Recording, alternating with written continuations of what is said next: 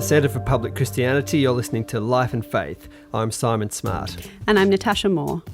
Well, I've always found turning points really fascinating, or perhaps not the turning point itself, but the moments, conversations, thoughts, all the little things that eventually culminate in a turning point.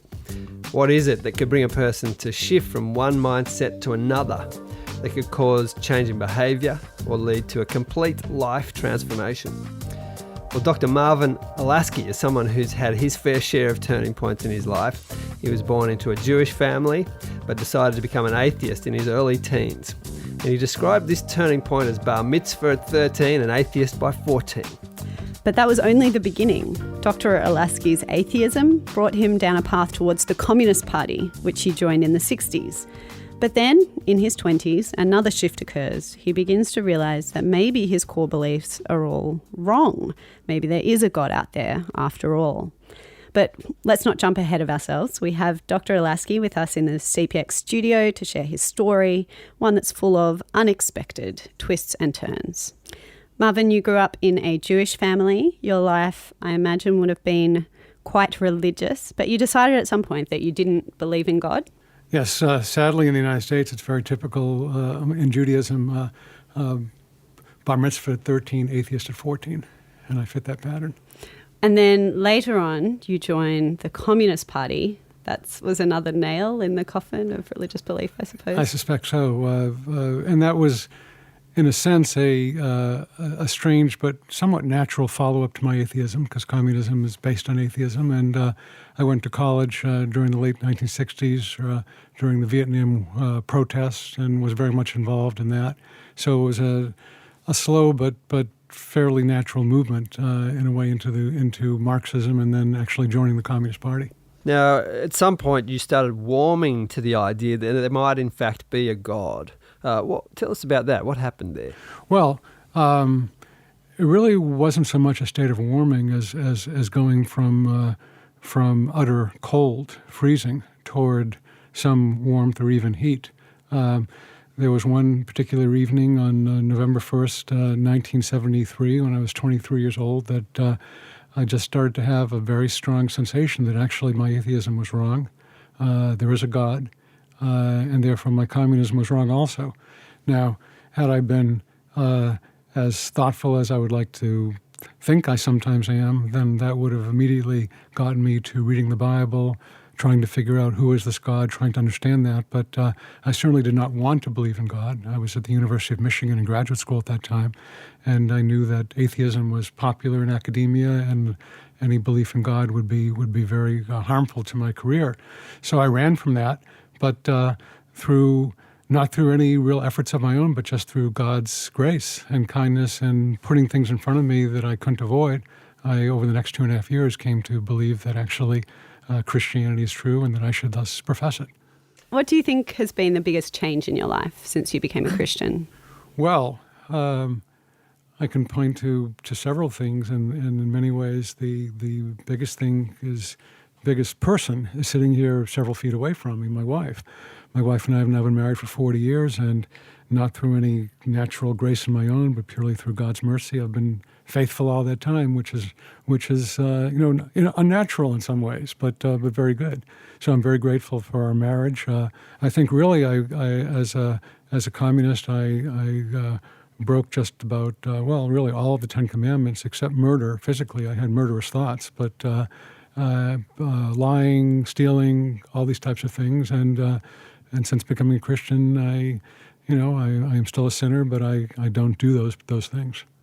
Have you found then in this trajectory that this has been a kind of life-giving thing? Because a lot of people might think of it as the opposite of that.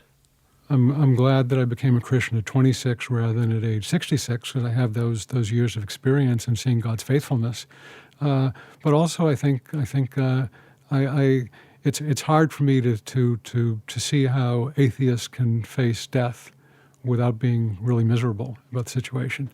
And I have the hope of life after death. So that's important. And then I've seen God's faithfulness. I've seen how God changes lots of lives, including lives among poor people, rich people, other people. And this is, number one, it's true. And number two, it's something that gives us a better life. Perhaps a slightly impolite question for you. Go right ahead. This trajectory of kind of youthful radicalism and communism towards a more conservative than religious position as you get older, it's a bit of a cliche that people kind of drift more to the right as they get older. Do you feel your story fits that pattern, or might you object to that and say, no, it's different in these ways? Well, I'd object to it in this sense that there was this sudden and very surprising change.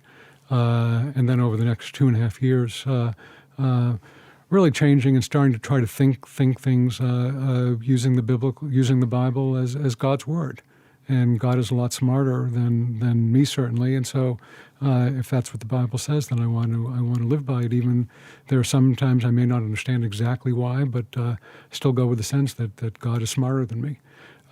So I like to think, and I think this is true, that actually the conservatism in any sort of political and cultural sense grows out of my biblical sense, and that comes first. And politics or other things that you might describe as conservative clearly is secondary to that. And on some things I probably am not very conservative on some political questions and so forth. And that's because I try as best I can understand it in my fallen and sinful way. I try to apply the Bible. You're listening to Life and Faith from the Centre for Public Christianity. If you've just joined us, we're speaking with Dr. Marvin Olasky about his remarkable religious and political journey. Let's start to talk about some of the ideas that you've become well known for. This idea of compassionate conservatism. It's been hailed as a very influential concept in recent times, but also at times dismissed as a slogan for more right-wing politicians. But so straight from the horse's mouth, can you tell us what do you mean when you use the term compassionate conservatism? Well, sometimes it has been a slogan for right-wing politicians, but there's a reality behind it. In World Magazine, which I edit every year, we have our readers nominate Christian charitable organizations in their communities that actually change lives. And so our reporters have seen, and I've personally seen, I've visited certainly in 100 cities or so, poverty-fighting groups, and I've seen the way that when nothing else works, that works. I mean, particularly, for example, among long-term addicts and alcoholics. It's very rare that people come out of that lifestyle unless they do have a belief in God and a belief that they are made in God's image, and thus they should not be defaming that image by their addiction. So that changes lives. I've seen that, so I know it's real. It's not just a slogan. There's at least two elements to this, right? There's the kind of personal engagement between the giver and the receiver. Yes. That's one. And another is this spiritual element. We might come and talk a bit more about that at the moment. But there's a history to this, isn't there? You say this used to work well in a previous time in your country. That's what you're appealing to, isn't it? The way that it kind of used to work and then there was a change. I was able to do a lot of historical research on this at the Library of Congress and other places, and saw going back to American colonial days in the 1600s and then continuing really through the early 20th century, poverty fighting was essentially a Christian function. And then also, as there were Jewish immigrants in the late 19th century, synagogues also became involved. But Christians and Jews, for the most part, were helping new immigrants come in. They came in very, very poor, but they helped them to get jobs and work hard and buy houses and develop a good life in that way. And then when there were people who were homeless or I guess, here sleeping rough, I mean, they set up in the late 19th century in every large city in America Christian missions. That, again, the goal was not to just give a person who was sleeping rough some food and have him stay there, but to help him change his life. So just give one example. Typically, the Christian homeless shelters had a wood pile next door, and when an able-bodied man came, they were able to say to that person, here's an axe, please chop some wood. And by doing that, this was kind of a work test. Was the person willing to work to help himself and also help others, people who were unable to chop? So, I mean, women would often, they weren't given an axe, but there would be a sewing room where they were encouraged to sew clothes for themselves and their children, and then also for victims of hurricanes or other natural disasters. So right then, people were being shown, you're not just helpless, you're not just a taker, you can also be a giver, you can help yourself, and you can help others. And that was what Christian charity was all about. And in the process of doing that, saying, okay, now you see you're capable of work, you can do these things, and the reason you can do these things is because you're made in God's image. And God actually has a plan and a purpose for your life. and you should not be fighting against him, but should be loving him as he is loving you. This worked, enormously effective. Not that it eliminated all poverty, but it moved most people from poverty into self-sufficiency over a period of several years. And then they were able to help the next group of immigrants or others who were coming along. It continued that way really up until the early 20th century. I can imagine that your ideas make quite a few people nervous. Really? You have a vivid just imagination. To guess. Yes. I mean, in most Western countries, particularly outside of the US, perhaps, a lot of people would see the welfare state as kind of the great achievement of the modern age. Are you really saying that government welfare is a bad thing? It is sometimes a good thing for people who are hungry, for people who really need help. Often for women who have been abandoned by men and are destitute. For the elderly at times. I mean, so there are a great number of people, many millions of people, in fact, for whom that's a good thing. But it all depends on the values of the individual. And if the individual does not have that sense of purpose, then I think we can apply some of the things that Paul teaches. For example, he writes at one point that widows, and of course, as we read the Bible, we see how widows and orphans are so near to God's heart. But at one point he says that even widows, you should help them if they've been industrious, if they've helped their neighbors and so forth. But if they're just gadding about and getting into trouble and not leading good lives, then you should challenge them and not just enable them to stay in the situation. So, I mean, here's what the Bible teaches, basically, that able-bodied people, if a man does not work, he shall not eat. I mean, that's a very direct injunction that I think some people would look upon and be horrified. But it's actually who we are. God created us. God made us creative people. Work in the book of Genesis before that unfortunate afternoon in the garden, before the fall, work was a very good thing. And it remains a good thing. It remains something, it's difficult now. There are thorns. We have to work by the sweat of our brow. But it still is one of the things that in God's grace makes us human, gives us purpose in life, and allows us to become better than we otherwise would be. So I think from the Bible you can see that if welfare is just given in a way that's not challenging personal and spiritual, in a way that's just bureaucratic, treating people as numbers or animals, then you're not treating people as human beings made in God's image. You may think you're helping them, but you're actually hurting them. So I'm not at all calling for an end to poverty help, but I'm saying that government often does it very poorly, and from the historical record, these church groups and synagogue groups and other religious groups did it much better and could do it much better if given the opportunity now.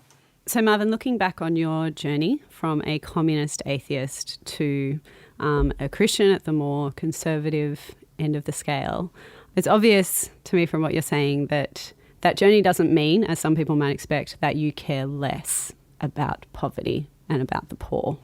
I think that's true of Christians in the United States generally. The real reason among conservative Christians there's dislike for the welfare state is not because there's resistance to helping people. It's just it doesn't work. And often it makes things worse for some people rather than better for some people. We had welfare reform in the United States 20 years ago that tried to challenge people to actually work. And people who accepted that challenge, their lives became much better. So I think the argument against the welfare state is not an argument against helping the poor. It's an argument in favor of helping the poor the right way that really does help. And we have 2 centuries of historical experience showing what works and what doesn't work.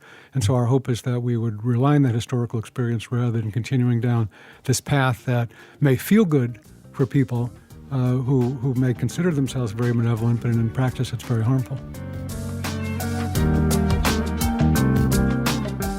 From the Centre for Public Christianity, you've been listening to Life and Faith with Natasha Moore and Simon Smart. We've been speaking with Marvin Olasky. If you'd like to hear more of this type of conversation, please subscribe to our podcast on iTunes. Plus, it helps people to discover our show. All you have to do is type CPX into the search box to find us and hit subscribe. While you're there, why don't you leave us a rating or review?